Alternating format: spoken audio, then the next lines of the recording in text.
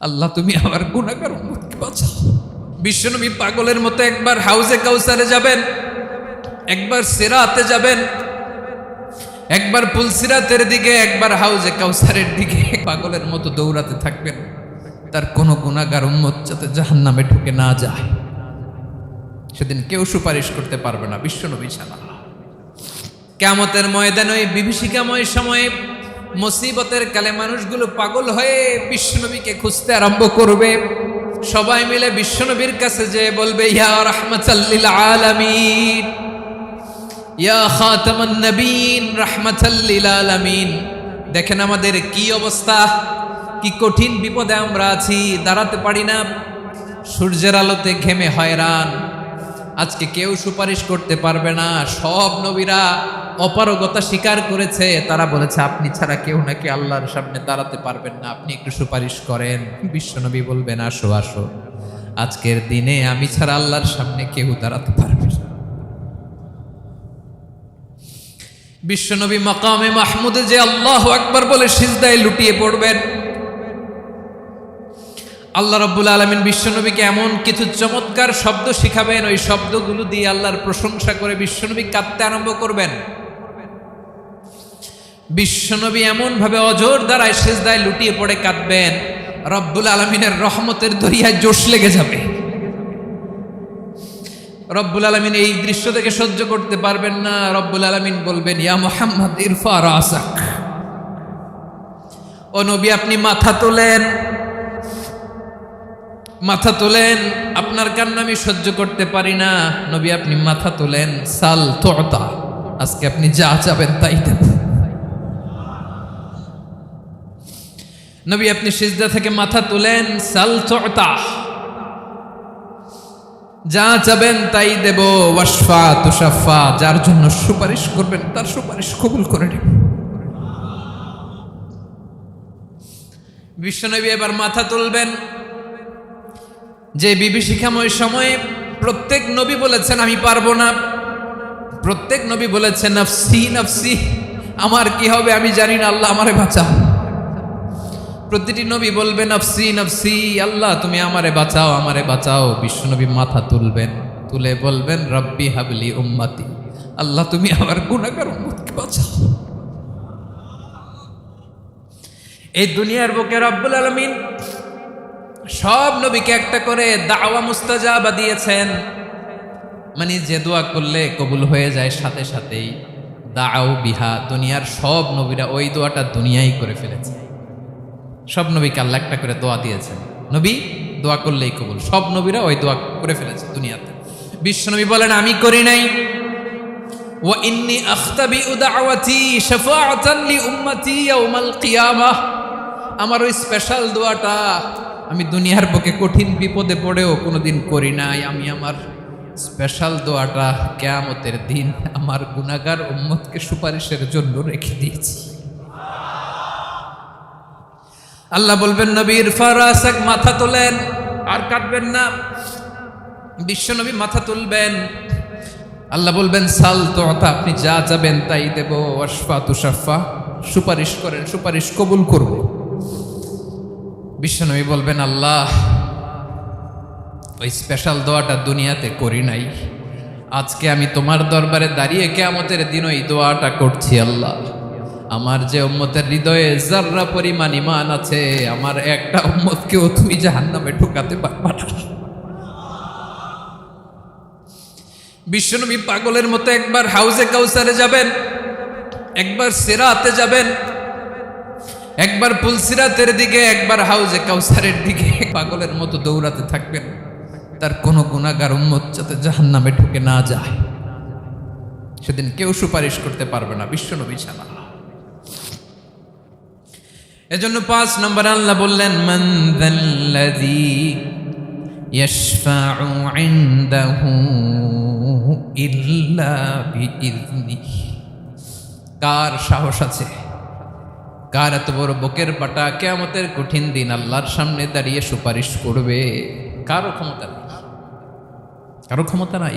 বিশ্বনবী সেদিন সিজদায় পড়ে উম্মতের জন্য কাঁদবেন, সবাই কাঁদবে নফসি নফসি, আল্লাহ আমারে বাঁচাও, আল্লাহ আমারে বাঁচাও। বিশ্বনবী বলবেন উম্মতি উম্মতি।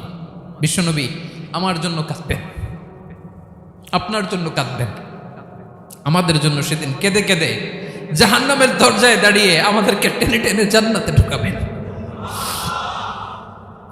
এজন্য এই বিশ্বনবীর ভালোবাসা যেন আমাদের হৃদয়ে ভরপুর থাকে। আমার ভাইয়েরা, প্রতি শুক্রবার বিশ্বনবীর উপরে বেশি বেশি যেন আমরা দুরূদ পড়ি। আমরা যখন বিশ্বনবীর সালাম দেই, দুরূদ পড়ি, একদল স্পেশাল ফেরেশতা আছে যারা বিশ্বনবীর দুরূদটা নিয়ে সরাসরি বিশ্বনবীর রওজায় যায়, যে বলে অমুকের বেটা অমুক আপনারে সালাম দিয়েছে। বিশ্বনবী নিজ কবরের থেকে নিজেই সালামের উত্তর দেয়। বিশ্বনবীর ভালোবাসা যেন আমাদের হৃদয়ে থাকে, বিশ্বনবীর সুন্নাহ দিয়ে যেন আমাদের জীবনটাকে সাজাই। পারা যাবে ইনশাআল্লাহ। বিশ্বনবীর ভালোবাসা ছাড়া কেউ জান্নাতে ঢুকতে পারবে।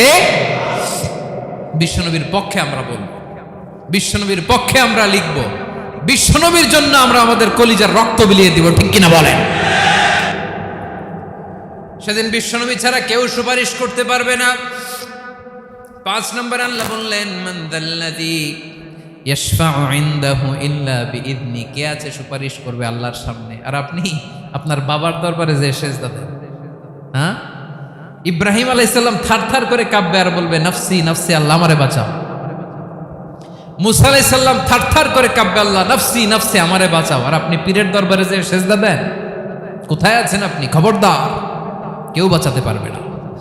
যাকে ইল্লা আল্লাহ যাকে অনুমতি দেন, বিশ্বনবীকে দিবেন, নবীদেরকে দিবেন। এরপরে আল্লাহ তার স্পেশাল ওয়ালিদেরকে, মুত্তাকিনদেরকে, শহীদদেরকে, সিলেক্টেড বান্দাদেরকে দিবেন। কিন্তু কাকে দিবেন, কার জন্য দিবেন, দুনিয়ার কেউ জানে না একজন ছাড়া। তিনি কে? আল্লাহর ওয়ালিদেরকে, নেককার লোকদেরকে আল্লাহ সুপারিশের অনুমতি দিবেন। কিন্তু আপনি যারে মানেন, যার পায়ে সেজদায় লুটিয়ে পড়ে থাকেন, তারে যে আল্লাহ দিবেন, এটার কোনো গ্যারান্টি আছে? কথা বলেন। এজন্য জপতে হবে একজনের নাম। আওয়াজ করে বলুন, তিনি কে? আয়াতুল কুরসির 5 নাম্বার কথা হচ্ছে, সেদিন কেউ কারো উপকারে আসবে না, সুপারিশ করার সুযোগ পাবে না, আল্লাহ যাকে অনুমতি দেয় তিনি ছাড়া। আল্লাহ যদি কাউকে দয়া করে অনুমতি দেয় তাহলে করতে পারবে, তাহলে পারবে। সেই কিয়ামতের দিনটা বড্ড ভয়ঙ্কর, কেউ সুপারিশ করার সাহস পাবে না। আরে আমার অবস্থা কি আমি জানি না, আমি আবার কারোর জন্য সুপারিশ করব? কথা বুঝেন নাই? আমার কি হবে আমি জানি, তা আমি আরেকজনের নিয়ে টেনশন করার সুযোগ কোথায়? ইয়া নাফসি ইয়া নাফসি, আল্লাহ আমারে বাঁচাও, আমারে বাঁচাও, আমারে বাঁচাও। কাঁদতে কাঁদতে মানুষ হয়রান হয়ে যাবে, এ নাকি আবার আরেকজনের বাঁচাও। বিশ্বনবী বলেন, বিশ্বনবী একবার ছাগলের রান খাচ্ছিলেন। রান খেতে খেতে বিশ্বনবী বলেন আনা সাইয়্যিদুন নাসি ইয়াউমাল কিয়ামা, আমি কিয়ামতের দিন সর্বশ্রেষ্ঠ হব, মানুষের মধ্যে সর্বশ্রেষ্ঠ সেরা আমি বিশ্বনবী। আলহামদুলিল্লাহ পড়েন। বিশ্বনবী বলেন সেদিনটা বড্ড ভয়ঙ্কর, সেদিন কেউ কারো কোনো উপকারে আসবে না, বন্ধু বন্ধুর কাজে আসবে না, স্ত্রী স্বামীর উপকারে আসবে না, স্বামী স্ত্রীর উপকারে আসবে না, পীর সাহেব মুরিদরে বাঁচাতে পারবে না, মুরিদ পীর সাহেবরে বাঁচাতে পারবে না, নেতা কর্মীর পরিচয় দিবে না, কর্মী নেতার পরিচয় দিবে না, ভাই বোনকে চিনবে না, বোন ভাইকে চিনবে না, বাবা তার সন্তানকে চিনবে না, মেয়েকে দেখে মা দৌড়ে দৌড়ে পালাবে। বড্ড ভয়ঙ্কর দিন। বিশ্বনবী বলবেন জমিনটা এখনকার মতো থাকবে না, পুরো জমিনটা সমান হয়ে যাবে, ফ্ল্যাট। এখন তো গোল, তখন ফ্ল্যাট।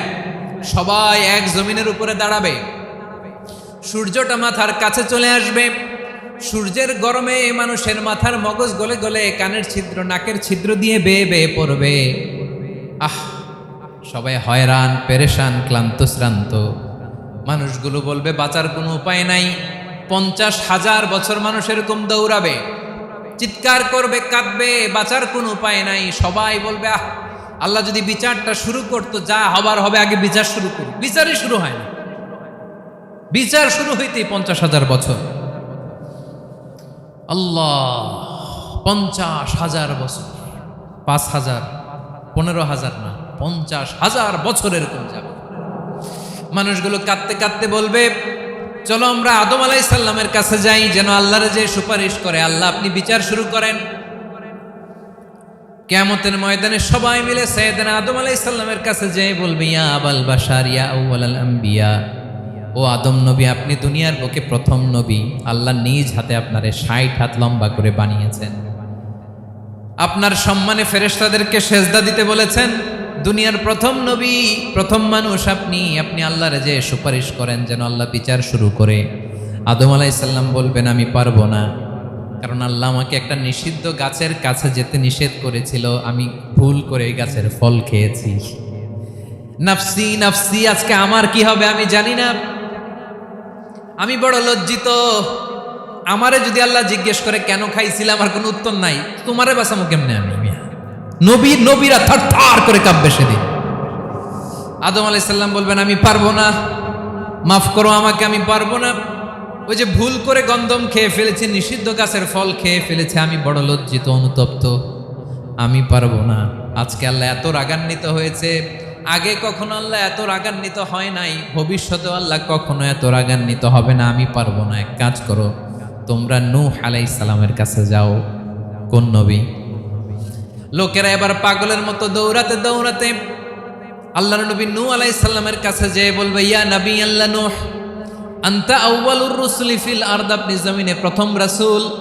আদম আলাইহিস সালাম নবী ছিলেন, রাসূল ছিলেন না। এই দুনিয়ার বুকে প্রথম রাসূল ছিলেন আল্লাহর নবী নূহ আলাইহিস সালাম। সবাই বলবে ও নবী আল্লাহ নূহ, রাসূল আল্লাহ নূহ, আল্লাহ আপনাকে আবদান শাকুরা, শুকরগুজার বান্দা বলে কোরআনে বলেছে। কোরআনে নূহ আলাইহিস সালামের নামেও সূরা আছে না নাই? আপনি আল্লাহর প্রিয় বান্দা, প্রিয় রাসূল। দেখেন আমাদের কি দশা, ঘামতে ঘামতে শেষ। জমিনটা তামার জমিন, সূর্যটা মাথার কাছে, কি করবো আর পারি না, ঘামতে ঘামতে আর কত ঘামবো, কত দাঁড়িয়ে থাকবো। আল্লাহরে যে বলেন বিচার যেন শুরু করে। নূহ আলাইহিস সালাম বলবেন আমিও পারবো না, আমিও পারবো না। আমি আমার ছেলের জন্য এক কথা বলে ভুল করে ফেলছি। যখন মহাপ্লাবন হবে আমি বললাম আল্লাহ আমার কলিজার টুকরা সন্তান রে বাঁচান। আল্লাহ বললেন ও নূহ, সে তোমার সন্তান না, কারণ সে ঈমান আনে নাই, সে পাহাড়ের উপর দাঁড়িয়েছে, দেখি কেমনে সে বাঁচে। ওই যে আমি একটা না বুঝে আবদার করেছি, আল্লাহ আমার উপর রেগে গিয়েছিলেন।